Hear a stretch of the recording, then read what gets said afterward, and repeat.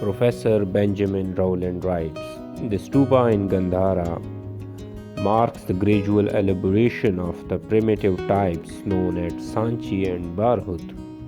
This elaboration takes the form of the all-over sculpture ornamentation of base, drum and hemispherical dome. Especially notable is the greater emphasis on the superstructure. Not infrequently the Gandhara stupas have an attenuated tower-like appearance whereby the height of the finial dwarfs the size of the base and dome, and it is highly likely that from such models the earliest pagodas of China were developed.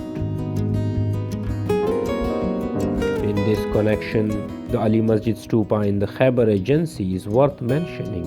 It was Khyber Agency, but now it has been included in district Peshawar, located on the main grain trunk road, which have seen many ravages of the times and many wars which played between the superpowers. The excavations revealed that it was originally more than 40 feet high, consisting of 2 square bases, a drum, probably originally in 2 stories, and surmounted at one time by the usual superstructure of harmica and finial of tiered umbrellas. Its figural decoration does not survive today, but the published photograph in the past throws light on its original architecture. The ornamentation of the facade was the combination of Indian and classical elements, so universal in every aspect of Gandhara art. The caryatids in the shape of crouching yakshas and lions supported the second story of the basement, while the scheme of decoration consisted of